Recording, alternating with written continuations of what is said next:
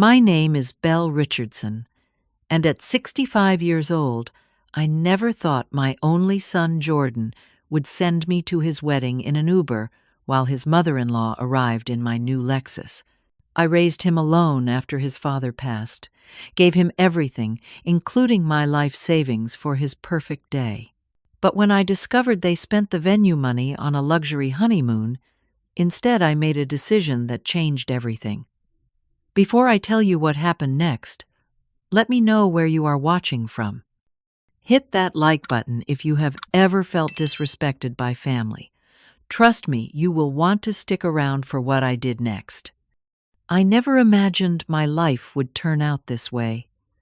After my husband Richard died from a sudden heart attack, when Jordan was just 10 years old, it was just the two of us against the world.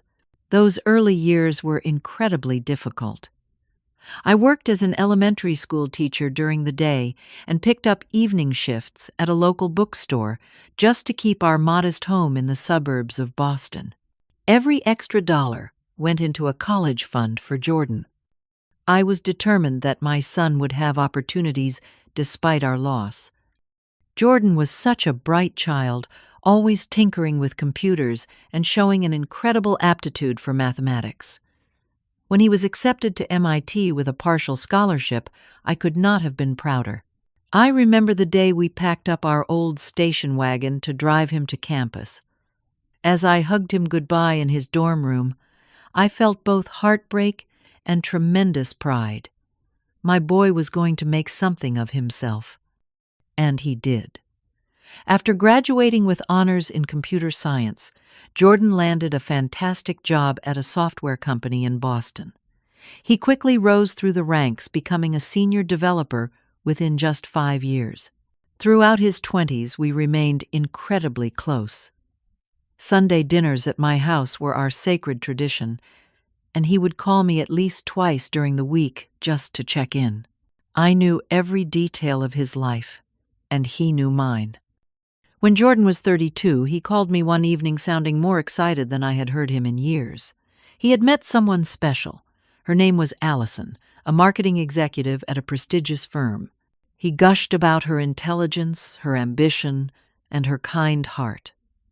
I was thrilled for him and immediately invited them both to dinner that weekend. Allison was beautiful, with sleek blonde hair and an elegant way of carrying herself.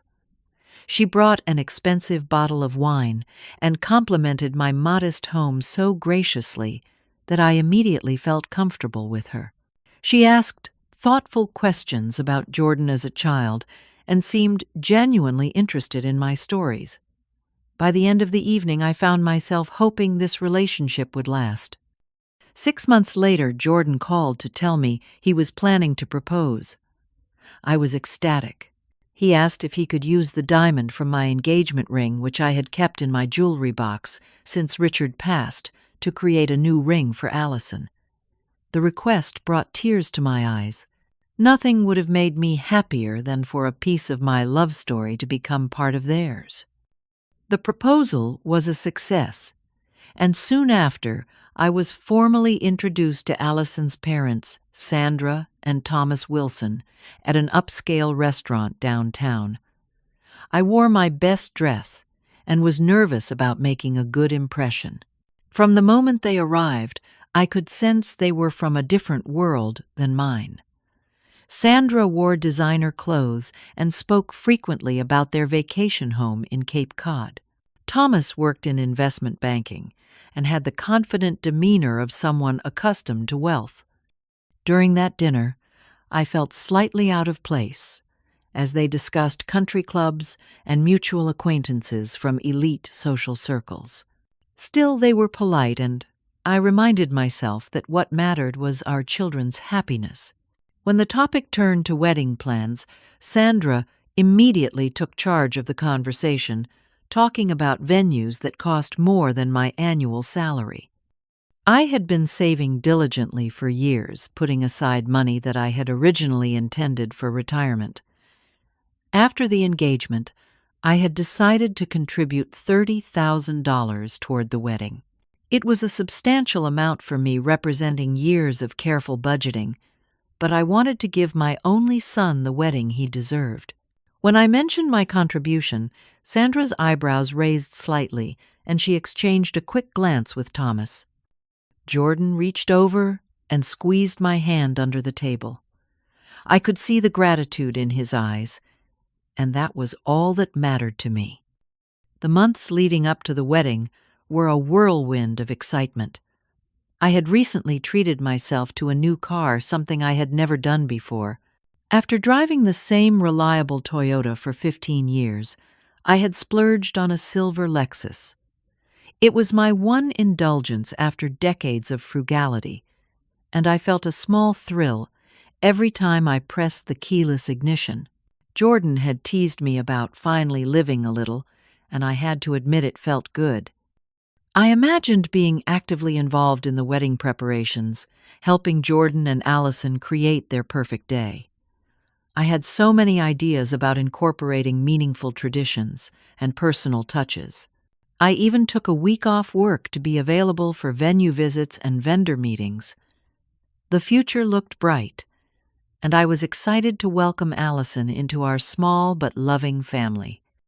Looking back now, I see the warning signs I missed in my enthusiasm. The way Sandra would smoothly interrupt me during conversations about the wedding. The slight condescension in her tone when she referred to my teaching career. The way Allison and Jordan would exchange glances when I made suggestions. But at the time I was too happy to notice. My son was getting married, and I was going to do everything in my power to make it special.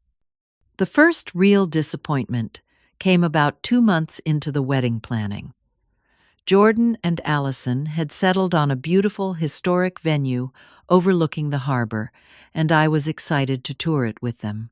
The night before our scheduled visit, Jordan called to tell me the plans had changed.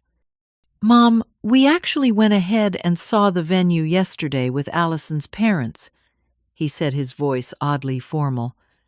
"Sandra had a contact there who could only meet then, and they offered us a discount if we booked immediately." "Oh," I said, trying to hide my hurt. "Well, did you like it?" "We loved it, actually. We put down the deposit already. I was going to tell you at Sunday dinner." That was the first of many such incidents. Somehow, I was always being informed after decisions had been made, rather than included in the process. When I tried to join a dress shopping expedition, I arrived to find they had started an hour earlier than the time I had been told. Allison had already selected her gown with Sandra beaming proudly beside her. "Belle, so glad you could make it," Sandra said, her voice dripping with false warmth. Allison found the most perfect dress. It is designer, of course. A bit over budget, but Thomas and I told her not to worry about that. Some things are worth splurging on. I smiled tightly, feeling the sting of her words. The implication was clear. My contribution had limits, while their generosity knew no bounds. As the weeks passed, I found myself increasingly sidelined. When I suggested incorporating a reading that had been part of my own wedding ceremony, something that would have meant the world to me, Allison smiled politely. "That is really sweet, Belle, but we are going for a more modern ceremony. No offense, but that poem sounds a bit dated." Jordan, who once would have understood the sentimental value, merely nodded in agreement. "The wedding planner thinks we should keep things contemporary, Mom." The wedding planner. That was another surprise. Apparently, Sandra had hired an exclusive planner whose services cost nearly $5,000.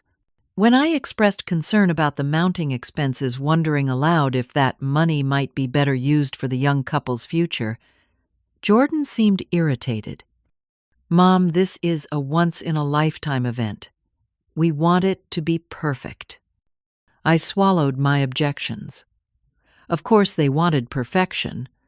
Who was I to question that? But a nagging worry persisted. My $30,000 seemed to be disappearing into an ever-expanding budget, and I had less and less say in how it was spent. One evening I was invited to dinner at Sandra and Thomas's expansive home to discuss the seating arrangements. As I walked through their immaculate foyer, I felt underdressed despite wearing my nicest pantsuit. Sandra was in designer jeans that probably cost more than my entire outfit. The conversation flowed around me as they debated where to seat various guests, most of whom I had never met. When the topic turned to the head table, Sandra spoke as if the matter were already decided. "So we will have the bride and groom in the center with Thomas and I on either side, then the best man and maid of honor." "Where will I be sitting?" I asked, trying to keep my voice light. There was an awkward pause before Allison answered. "Well, we thought you might be more comfortable at a table with some of the other family members. My aunt and uncle are lovely, and they are about your age." I felt as if I had been slapped. I was being relegated to a distant table while Sandra and Thomas would flank the bride and groom. When I looked at Jordan hoping for support, he avoided my eyes. "It is just the traditional way to do it, Mom," he said quietly. "The bride's parents traditionally host, so protocol puts them at the head table." Protocol. Since when did my son care about protocol? The Jordan I raised would have insisted his mother be given a place of honor. I drove home that night fighting back tears, wondering if I even knew my son anymore. The final straw came when I discovered my list of invited guests had been cut dramatically. I had provided a modest list of 15 people, mostly longtime colleagues, and a few dear friends who had helped me through the difficult years of single parenting. When the final invitations were being addressed, I noticed many names missing. "We had to make some cuts due to the venue capacity," Allison explained, not looking up from her calligraphy. And honestly, Sandra felt it was more important to include some of her business associates who could be valuable connections for Jordan's career. I was speechless. My closest friends, people who had been there for Jordan and me through thick and thin, were being discarded in favor of Sandra's networking opportunities. When I tried to discuss it with Jordan privately, he seemed distracted and dismissive. "Mom, can we not make this a big deal? The guest list was a nightmare to finalize, and we cannot reopen that discussion now. I promise we will have your friends over for dinner sometime after the honeymoon." "Jordan," I said, my voice trembling slightly, "I contributed a significant amount to this wedding. I thought that would at least entitle me to include the people who matter to me." For a moment I saw a flash of the son I knew. He looked genuinely remorseful and put his arm around me. "You are right, Mom. Let me talk to Allison and see what we can do." That brief moment of connection gave me hope. Perhaps things could be salvaged after all. But the next day, instead of the promised revisions to the guest list, I received a text from Jordan. "Sorry, Mom, venue absolutely at capacity. Cannot add anyone else. We'll make it up to you." I sat in my kitchen staring at the message, wondering how we had arrived at this point. My son, who once shared everything with me, was now communicating major disappointments via text message. I felt a growing distance between us that frightened me more than the wedding slights themselves. When I tried to call him that evening, the call went to voicemail. Later, he texted that he was having dinner with Allison's family to discuss the rehearsal dinner, another event I apparently was not needed for, despite tradition dictating that the groom's family typically hosted the rehearsal dinner. But that responsibility, too, had been claimed by the Wilsons. Slowly, I was being erased from my own son's wedding, reduced to little more than a checkbook and an obligation. The realization broke my heart, but I still held out hope that things would improve. Surely, as the big day approached, Jordan would remember who had been there for him his entire life. Surely, he would not forget his mother. As the wedding date drew closer, the tensions only escalated. One particularly painful incident occurred during what should have been a joyful occasion, the cake tasting. I had been looking forward to this event for weeks, not just because of the sweet treats, but because I had a special suggestion to make. My mother's carrot cake recipe had been a family tradition for generations, served at every significant celebration. I thought it would be meaningful to incorporate it as one of the tiers of the wedding cake, a sweet nod to Jordan's heritage. I arrived at the bakery precisely at the scheduled time, only to find the group already halfway through the tasting. Sandra was holding court, declaring certain flavors too pedestrian and others divine. Jordan and Allison were nodding along, taking small bites of each sample. "Belle, there you are," Sandra said, glancing at her watch. "We started a bit early. The baker had another appointment after us." No one had bothered to call me. I took a seat and tried to join the conversation, but it was clear decisions were already being made. When there was finally a lull, I mentioned my mother's carrot cake recipe. "That sounds very sweet," Belle Allison said, exchanging a glance with her mother. "But we have already settled on the champagne and raspberry for the main tier and the chocolate ganache for the groom's cake." "Perhaps we could have a small tier with your family recipe," I suggested. It would mean so much to have that connection to Jordan's grandmother. Sandra let out a small laugh. "A carrot cake at a formal wedding? I do not think so.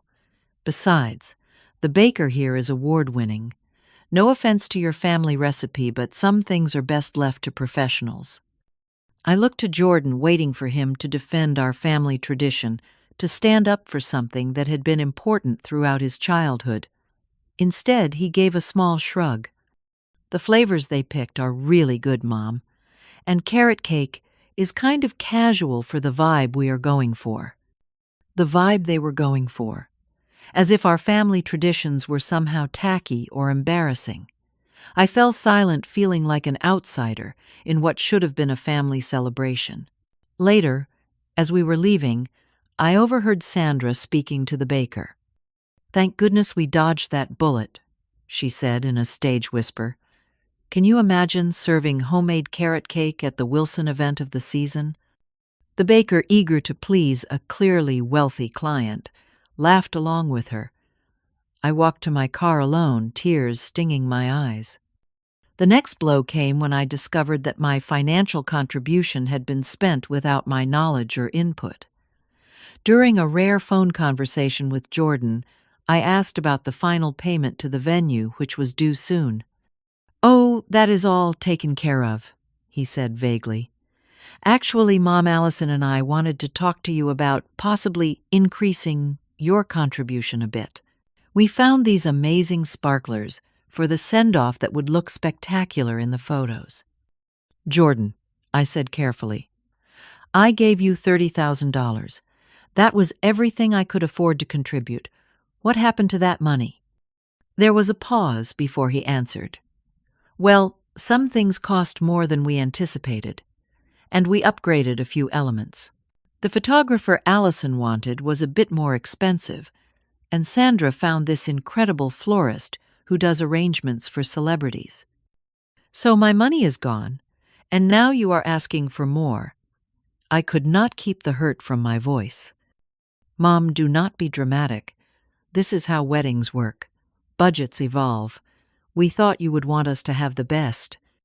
I wanted to ask when the best had become more important than respect and consideration, but I bit my tongue. Instead, I simply said I had no more to give. The conversation ended awkwardly, with Jordan saying he needed to run to a meeting. Later that week, I received an invitation to the bridal shower hosted by Sandra at an exclusive country club. The invitation specified designer lingerie preferred for gifts. I spent hours searching for something that would meet Sandra's standards while still fitting my budget. When I arrived at the event, carrying my carefully selected gift, I was directed to a table far from the bride. Sandra had seated me with distant relatives, while she presided over the main table with Allison and her friends. Throughout the shower, I watched as Allison opened gift after gift of expensive lingerie, each one drawing oohs and ahs from the assembled women. When she reached my gift, a pretty silk nightgown that had cost more than I could really afford, she smiled politely and quickly moved on to the next package. I heard Sandra whisper loudly to her friend Belle, "Has always had such simple taste." The comment stung, but what hurt more was seeing how Jordan was changing. At a family dinner the following weekend, he spent the entire time checking his phone, barely engaging in conversation. When I asked about his work, a topic that usually animated him, he gave brief, distracted answers. When his phone rang and Sandra's name flashed on the screen, he immediately excused himself to take the call. He returned 15 minutes later.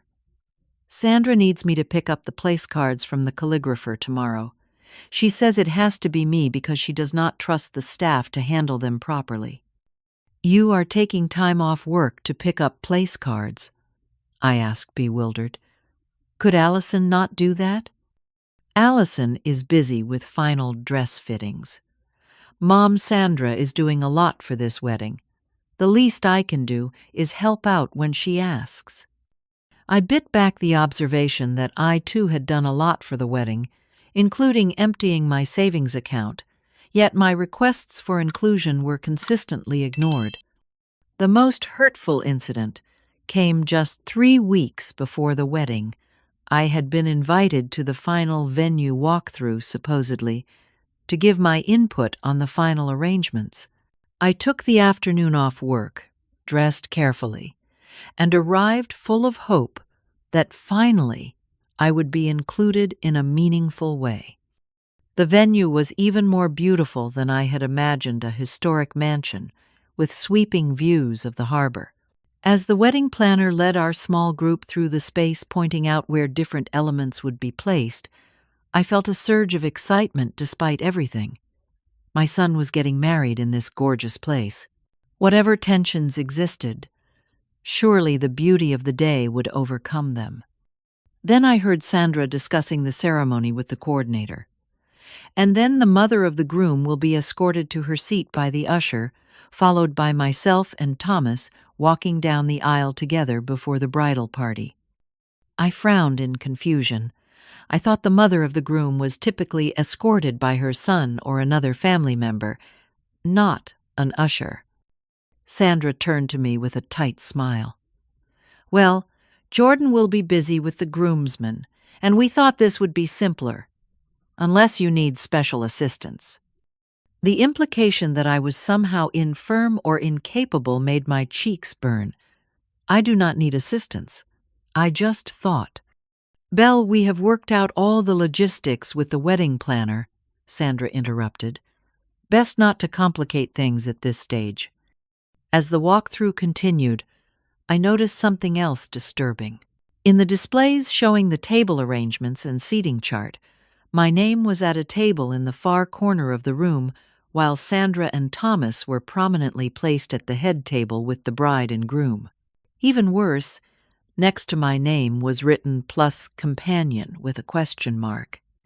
"What is this?" I asked, pointing to the chart. "I am not bringing a companion."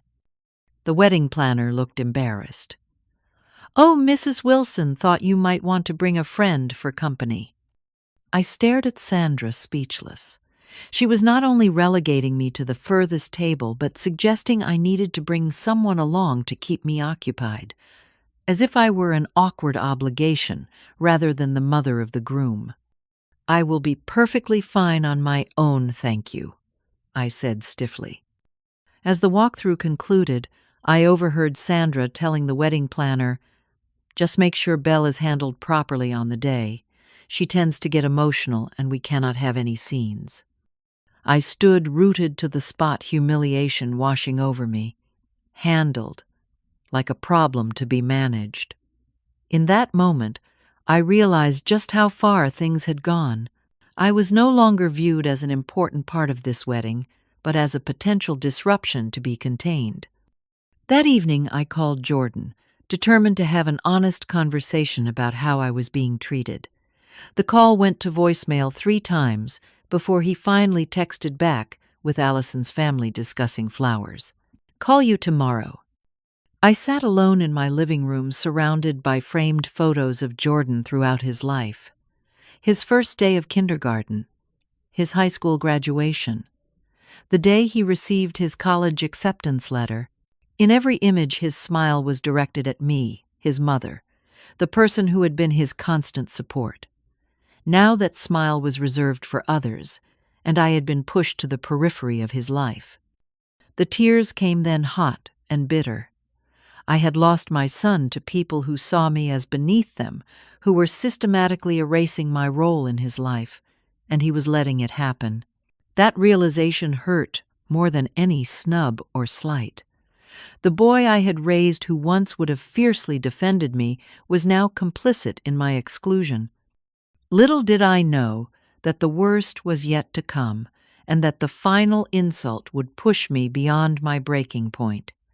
The day before the wedding arrived with a flurry of last-minute activities.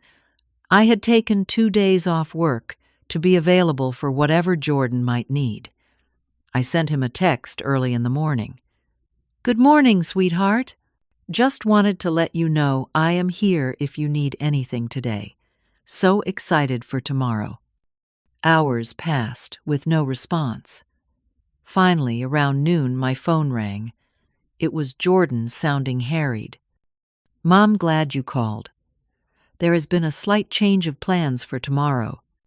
"I called you, actually," I said, but he continued as if he had not heard me.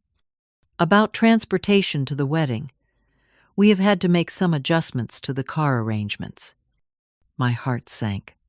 I had assumed I would be riding with Jordan to the venue, perhaps having those precious few minutes alone with my son before he became a married man. What kind of adjustments? "Well, the thing is," he hesitated, "we need your car for Sandra.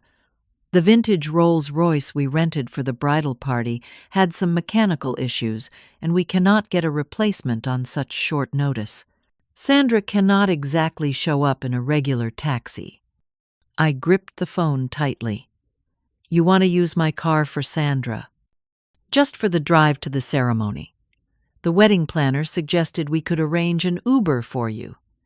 "It is really not a big deal, Mom." "Not a big deal. My new Lexus, the one luxury I had allowed myself after decades of sacrifice, was being commandeered for Sandra while I was being shuttled off in a rideshare service like an afterthought." "Who will be driving my car?" I asked, trying to keep my voice steady. "Thomas, of course. He will pick up Sandra and bring her to the venue. We will make sure the car gets back to you after the reception." "Jordan," I said, my voice breaking slightly, "do you understand what you are asking? You want me, your mother, to take an Uber to your wedding while your mother-in-law arrives in my car." There was a pause, and for a moment I thought he might recognize the humiliation he was subjecting me to. Instead, he sighed impatiently.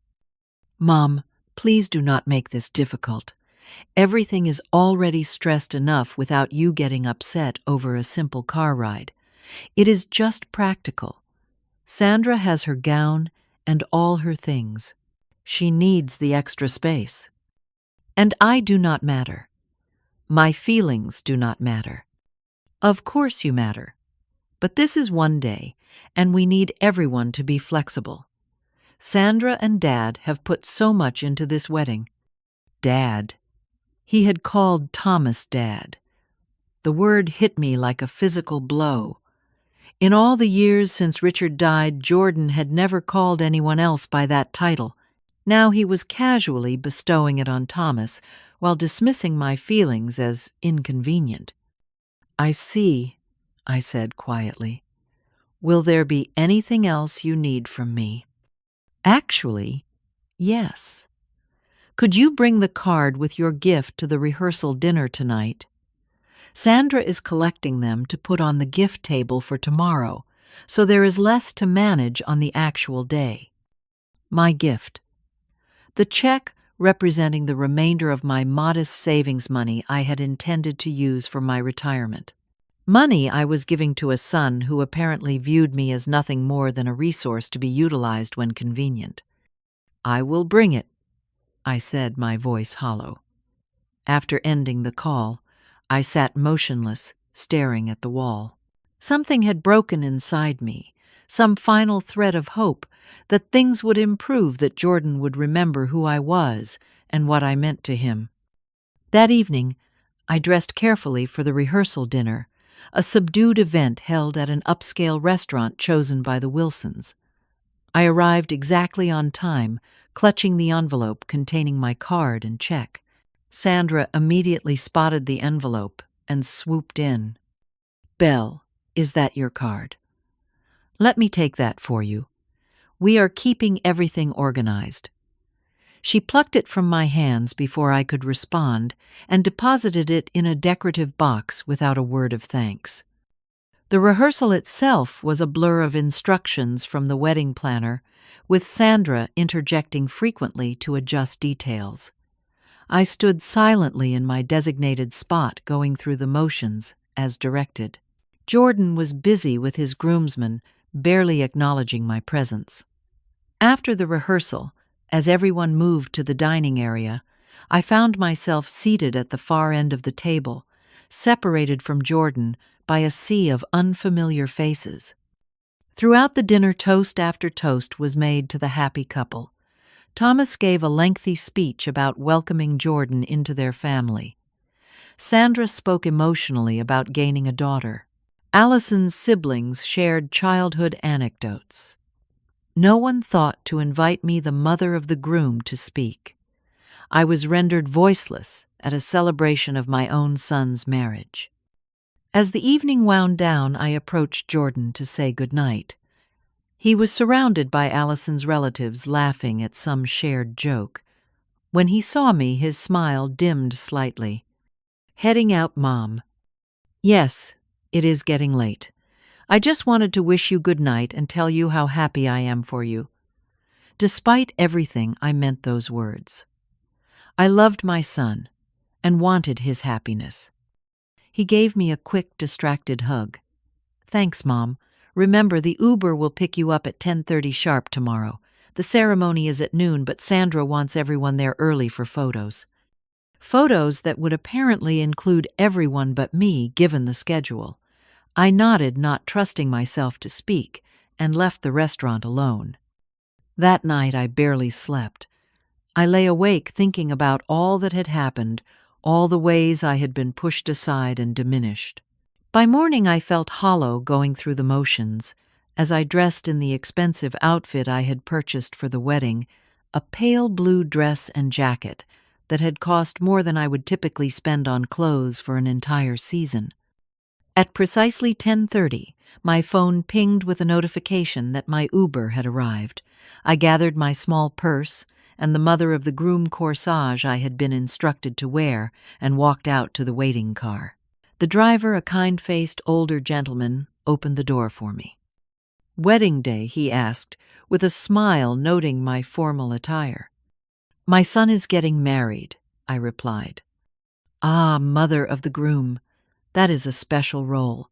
You must be so proud." I nodded, not trusting myself to elaborate. If only the wedding party shared his view of a mother's importance. The drive to the venue was quiet, the driver sensing my mood and respectfully leaving me to my thoughts. As we approached the historic mansion, I could see a flurry of activity outside. Wedding staff, arranging flowers, photographers, setting up equipment, early guests being directed to the garden for pre-ceremony drinks. And then I saw it. My silver Lexus pulling up to the main entrance, Thomas stepping out in his tuxedo, coming around to open the passenger door with a flourish, and Sandra, emerging resplendent in a designer gown, accepting his arm with a regal nod. She handed my car keys to a waiting valet with a casual flick of her wrist, as if the vehicle belonged to her. The Uber driver pulled up behind my Lexus.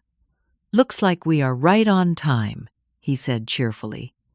"Need any help with your things?" "No, thank you," I said, my voice faint. "I can manage."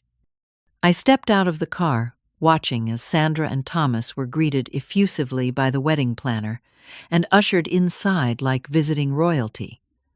No one noticed my arrival. No one came to escort the mother of the groom. I stood alone on the gravel driveway, the reality of my position in this wedding finally painfully clear.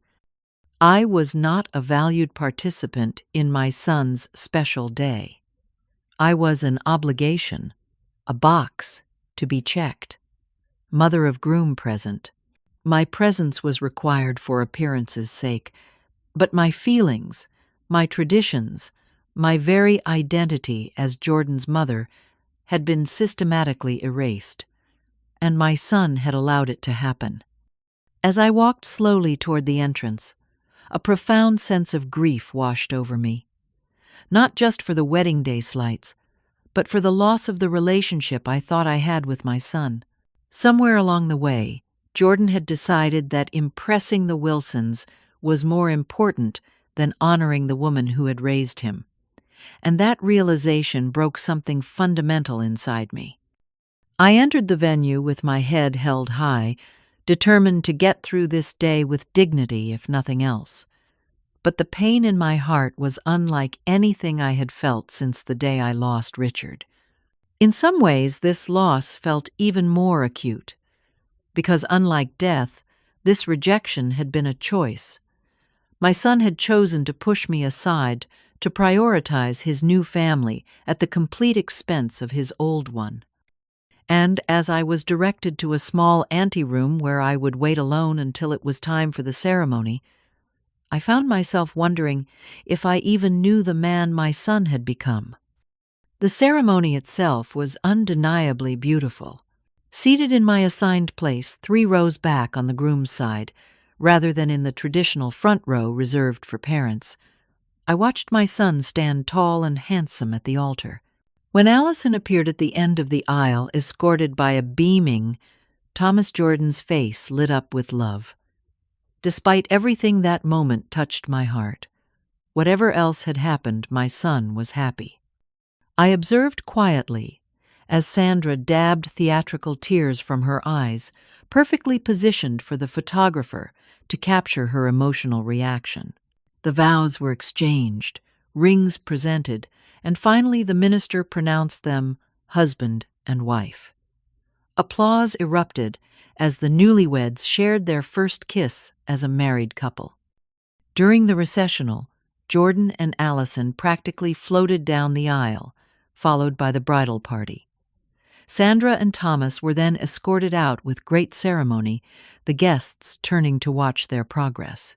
When it was finally time for me to exit, most guests had already started moving toward the cocktail hour, their attention elsewhere. At the reception, I discovered I had been seated at a table with distant relatives of Allison's elderly cousins who had little connection to the bride and clearly had been placed with me as an afterthought. I introduced myself as Jordan's mother, which elicited polite but confused responses. "Oh, we thought you must be a family friend," one elderly gentleman said, "since you are not at the family table." I smiled tightly and excused myself to get a drink. At the bar, I overheard 2 of Allison's friends chatting. "Sandra has orchestrated everything perfectly," one said admiringly. "You would never know the groom's side had any input at all." "Well, from what Allison says, the mother is a bit of a simple type. Teacher or something. Sandra has been handling her carefully to avoid any scenes."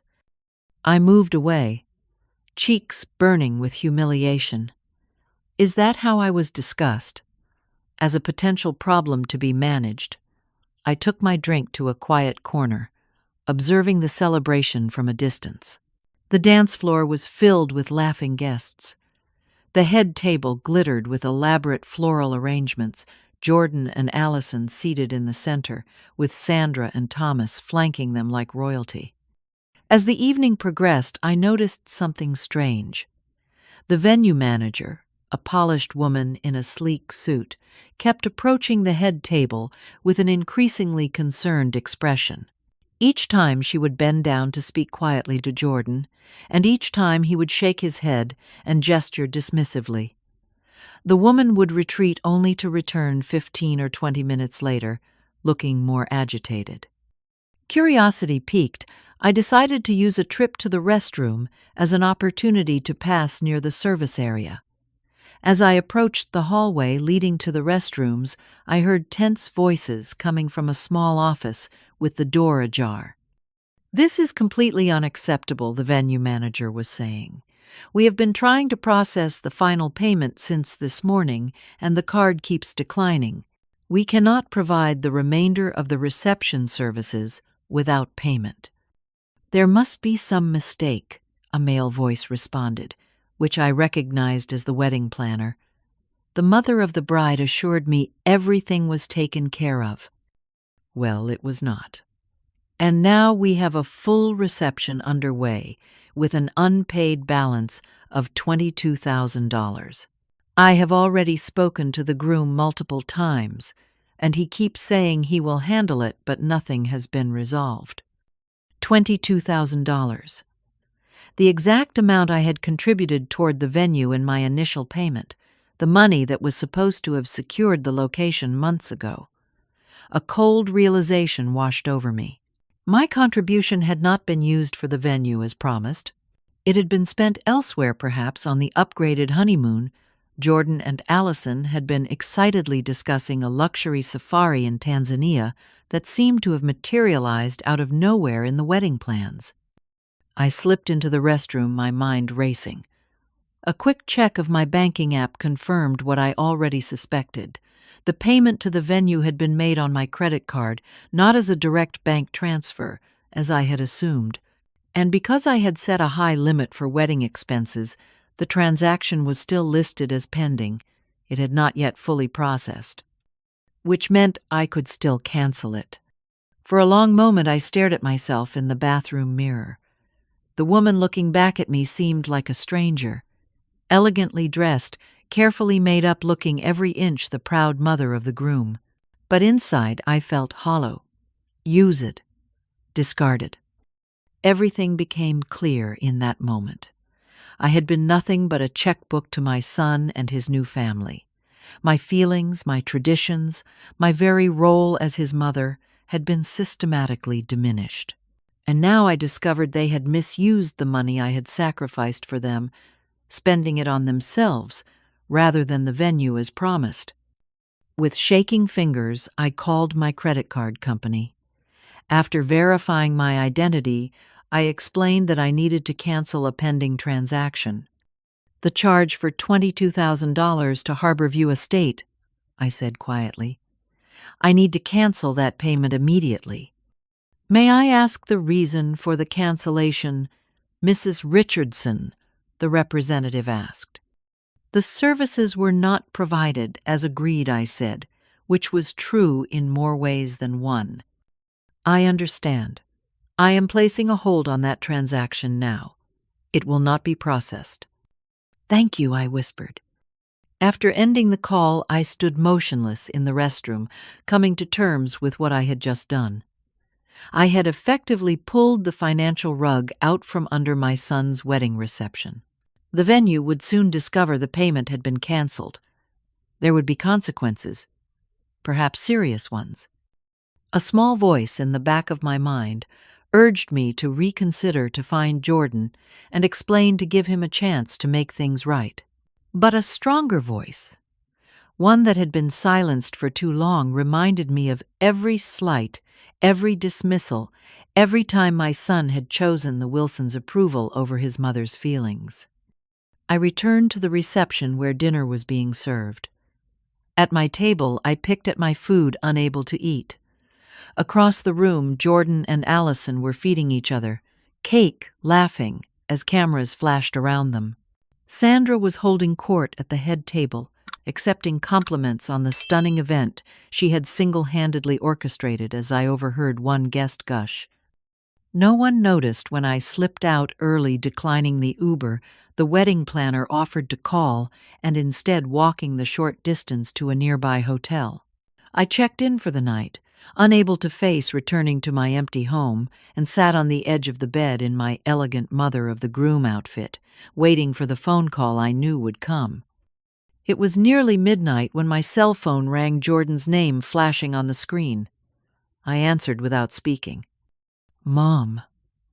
His voice was tight with panic. "The venue is saying there is a problem with the payment. They are threatening to shut down the reception. Did you cancel the credit card payment for the venue?" "Yes," I said simply. "Mom." His voice rose in disbelief. "What the hell? Why would you do that?" "The money I gave you was supposed to pay for the venue months ago, Jordan. Instead, you spent it elsewhere without telling me and put the venue charge on my card without my knowledge." "We were going to sort it out," he said quickly. "We just needed to move some funds around. How could you do this on my wedding day? How could you send your mother to your wedding in an Uber while your mother-in-law arrived in my car?" I countered quietly. "How could you seat me 3 rows back at the ceremony and at a table with strangers at the reception? How could you erase me from every meaningful part of this day?" There was silence on the other end of the line. In the background, I could hear raised voices, someone crying. "They are asking everyone to leave," Jordan finally said, his voice hollow. "The venue is shutting everything down. The reception is over." "I am sorry it came to this," I said, and I meant it. Despite everything, I had never wanted to ruin his day. I had simply reached my breaking point. "We can talk tomorrow when things are calmer." "If you think there is anything to talk about after this, you are delusional." He snapped, and the line went dead. I placed the phone carefully on the nightstand and finally allowed the tears to come. Not just for today's events, but for the slow, painful loss of my relationship with my son, for the gradual realization that the child I had raised had become someone who could treat his mother as an inconvenience, who could allow others to diminish and disrespect her. As I cried myself to sleep in that anonymous hotel room, still wearing my carefully chosen wedding outfit, I wondered if I had just lost my son forever. And even more painfully, I wondered if I had already lost him long before I canceled that payment. The next morning dawned bright and clear, a beautiful summer day that felt at odds with the turmoil inside me. I checked out of the hotel early, driving home in a daze. My phone had been buzzing with messages and missed calls, but I could not bring myself to look at them yet. I needed time to process everything that had happened, to come to terms with my actions and their consequences. At home, I changed into comfortable clothes and made a cup of tea, trying to find some semblance of normalcy. It was Sunday, the day Jordan and Allison were supposed to leave for their honeymoon. I wondered if they would still go, or if the financial chaos I had unleashed had disrupted those plans too. Around noon, there was a pounding on my front door, so forceful I jumped, spilling tea on my lap. When I opened the door, Jordan stood there, his face a mask of fury. Behind him, Allison waited in the car, her expression unreadable. "How could you?" Jordan demanded, pushing past me into the house.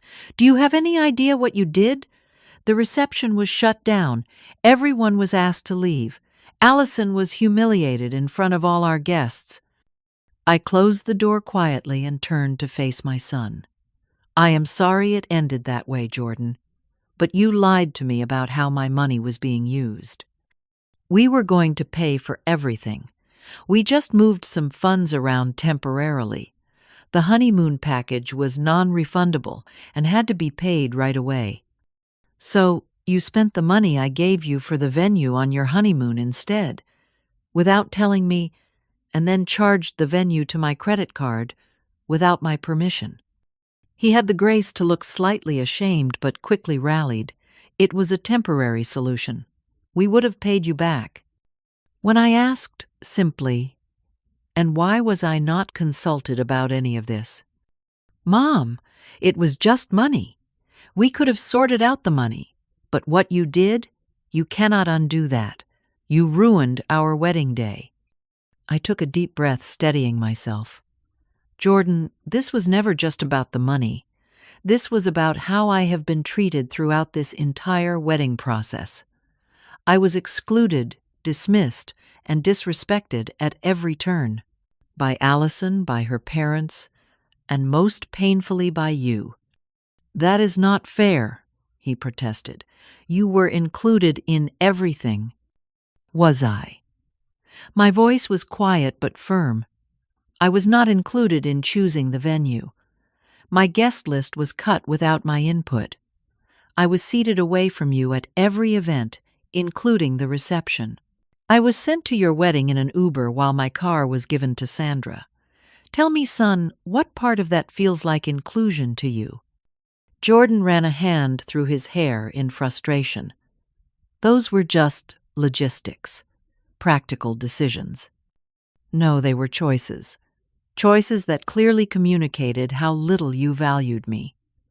I moved to sit on the couch, suddenly exhausted. "Do you know what one of Allison's relatives said to me at the reception? They thought I was a family friend because I was not seated at the family table. At my own son's wedding, I was unrecognizable as the mother of the groom. Something in my tone must have finally broken through." Jordan sank into the chair opposite me, his anger deflating slightly. "I did not know about that," he admitted. "You did not know because you were not paying attention. You were so focused on impressing Allison's family that you completely overlooked how your own mother was being treated." We sat in silence for a long moment. Finally, Jordan spoke again, his voice less heated but still strained. "The venue is threatening legal action over the canceled payment and the disruption. Sandra and Thomas are furious. Allison cried all night. He looked up at me. You need to fix this, Mom. You need to reinstate the payment and apologize to everyone." I shook my head slowly. "I will not be reinstating the payment, Jordan. That money was taken under false pretenses. You told me it was for the venue, but you spent it on yourselves. As for apologies," I met his gaze steadily. "I think there are plenty of apologies due, and not just from me." His expression hardened again. "So that is it. You are just going to stand by what you did." "I am. Not because I wanted to ruin your wedding, but because I reached my breaking point. I have spent my entire life putting you first, Jordan. I worked 2 jobs to give you opportunities. I sacrificed my own needs countless times for yours. And in return, you allowed me to be treated like an unwelcome obligation at the most important event of your life." Jordan stood abruptly. "Allison's parents were right about you. You are just jealous that I have found a new family people who can offer me more than you ever could." The words hit me like a physical blow, but I refused to let him see how deeply they wounded me. "If that is truly what you believe, then perhaps we both need some time and space to reconsider our relationship." "Fine by me," he snapped, moving toward the door. "Do not expect an invitation to any family events in the future." After he left, I sat motionless on the couch, his words echoing in my mind. People who can offer me more than you ever could. Had material wealth and social status really become more important to my son than the unconditional love I had given him his entire life? The days that followed were some of the loneliest I had ever experienced. Jordan did not call or text. Neither did Allison. I learned through a colleague whose daughter followed Allison on social media that they had indeed gone on their honeymoon, apparently funded by Thomas and Sandra after the wedding disaster. I returned to work, going through the motions of teaching while feeling hollow inside. My colleagues noticed my subdued demeanor, but attributed it to post-wedding blues. Little did they know that the wedding had created a chasm between my son and me that seemed unbridgeable. A week after the wedding, I received a formal letter from the venue's attorney threatening legal action for the canceled payment and subsequent disruption. With shaking hands, I contacted my own lawyer, a former parent of one of my students who had always spoken highly of my teaching. After explaining the situation, including the misappropriation of my initial contribution, he agreed to respond on my behalf, explaining that I had been misled about how my funds were being used. "They do not have much of a case," he assured me. "You canceled a payment for services that were misrepresented to you, and since the payment was still pending, you were within your rights to cancel it." The legal threat eventually dissipated, though I suspected Thomas's influence had something to do with that. He would not want his daughter's wedding fiasco to become a matter of public record in a lawsuit. 2 weeks after the wedding, my doorbell rang on a Saturday afternoon. When I opened the door, I was shocked to find Jordan standing there alone, his expression uncertain rather than angry. "Can I come in?" he asked quietly. I nodded, stepping aside to let him enter. We moved to the kitchen, the heart of our home, where we had shared so many meals and conversations over the years. I put on the kettle for tea, a familiar routine that gave my hands something to do while my heart raced. "Allison and I got back from Tanzania yesterday," Jordan said, sitting at the kitchen table. "It was beautiful there, but strange. The whole trip felt overshadowed by how the wedding ended." I said nothing, waiting for him to continue. "While we were away, I had a lot of time to think and to remember." He looked around the kitchen, his eyes lingering on the refrigerator, where his childhood drawings had once been displayed.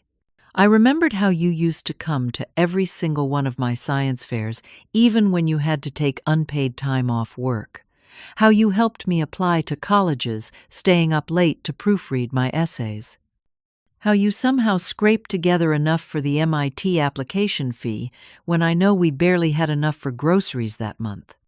My throat tightened with emotion, but I remained silent. "And then I thought about the wedding," he continued, "about you being sent in an Uber while Sandra took your car, about you sitting with strangers instead of at the family table." He shook his head slowly. "I do not know how I let things get so far. How I became someone who could treat his mother that way." "Sandra and Thomas are very persuasive," I said softly, "and Allison clearly wanted to please them. That is no excuse." Jordan met my eyes directly for the first time. "I should have stood up for you. I should have made sure you were honored as my mother, not sidelined as an inconvenience." "Yes, you should have." I agreed, my voice gentle but firm. "I am so sorry, Mom, for everything, for taking your money under false pretenses, for allowing you to be disrespected, for forgetting who has always been there for me."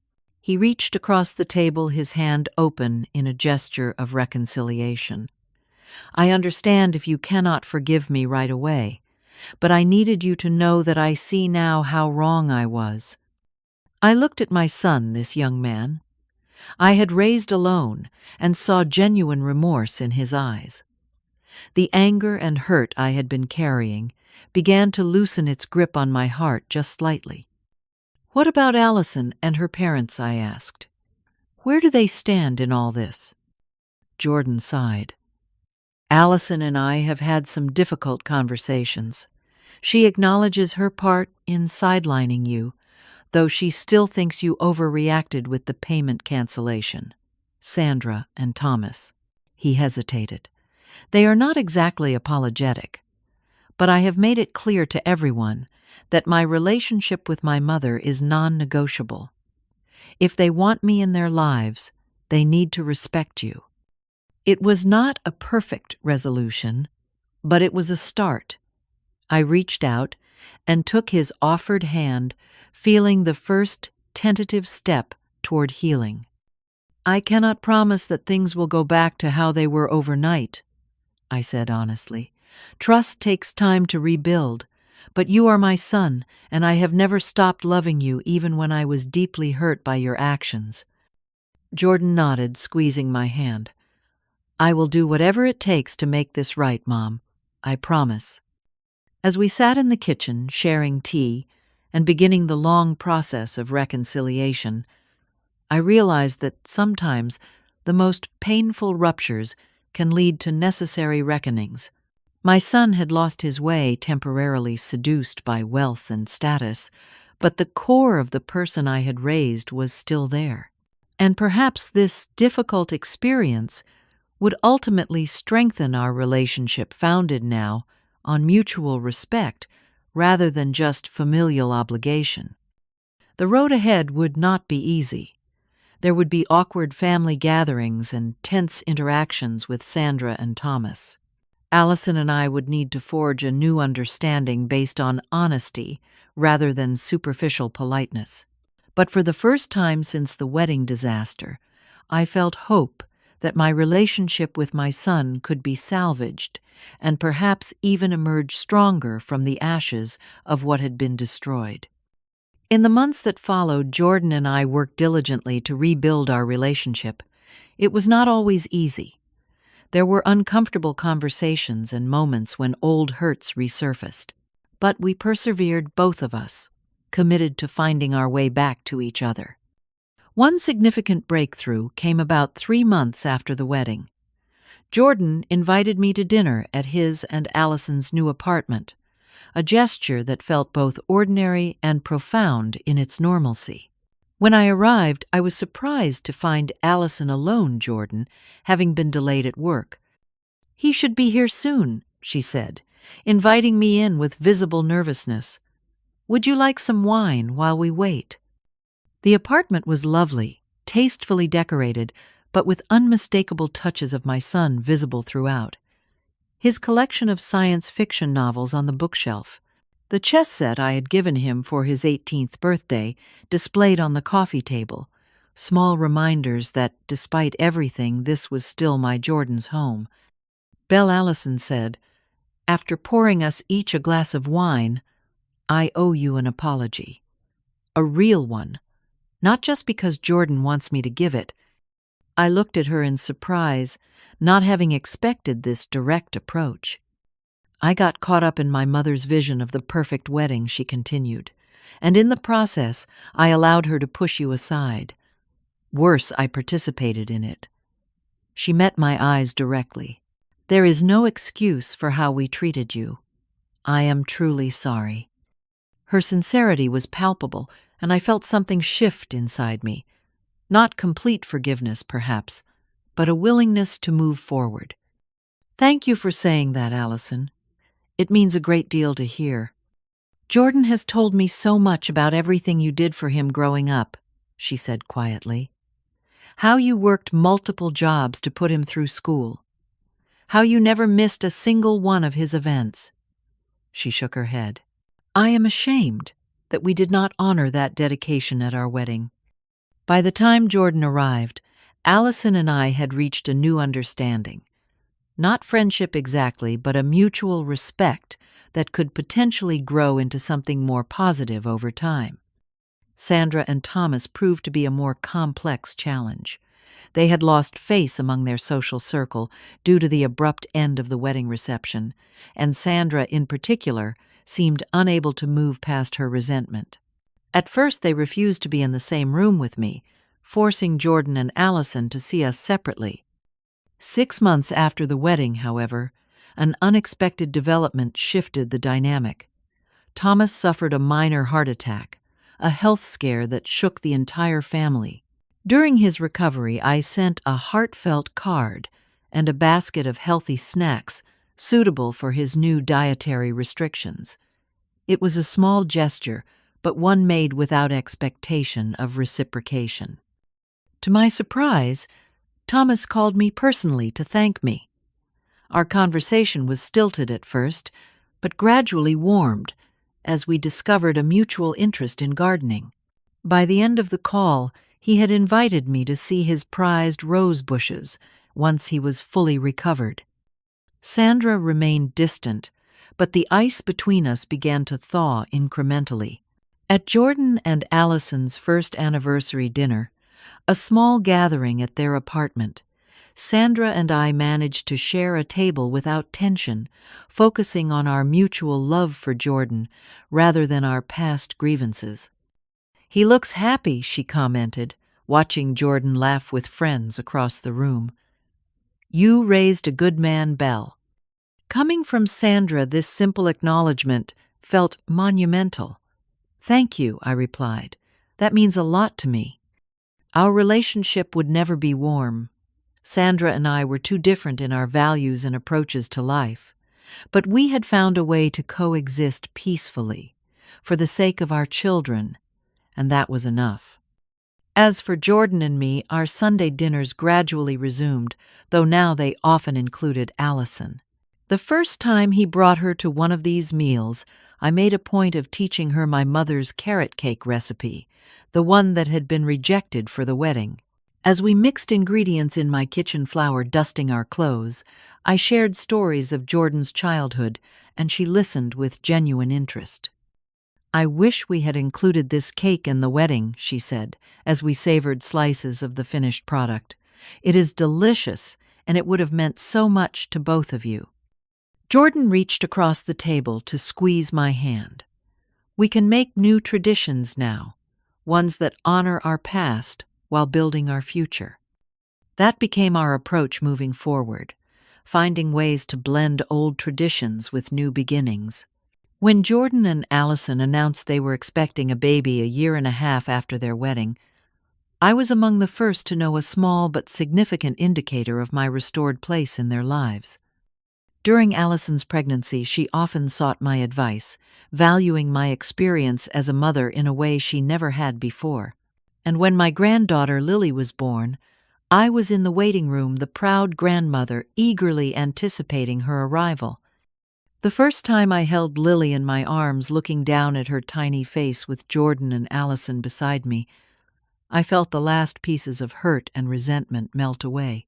This precious new life represented a fresh start for all of us, a chance to create a family dynamic built on mutual respect and love. As Lily grew, I became a regular presence in her life. Jordan and Allison often dropped her off at my house, trusting me with their most precious treasure.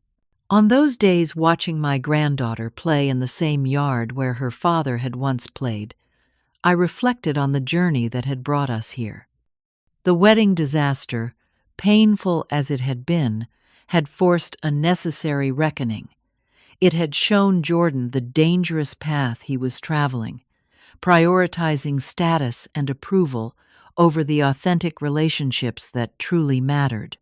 It had compelled Allison to recognize the difference between a lavish event and a meaningful celebration. And it had taught me that sometimes standing up for yourself, even at great cost, is necessary for genuine healing to occur. I had lost my husband too early, raised my son alone, and nearly lost him to the allure of wealth and status. But I had found my voice in the process, learned to value myself enough to demand respect, and ultimately helped forge a stronger, more honest family bond. Life is not measured in perfect wedding receptions or expensive honeymoons. It is built in Sunday dinners around a kitchen table, in the sharing of family recipes, in the quiet moments of connection that no amount of money can buy.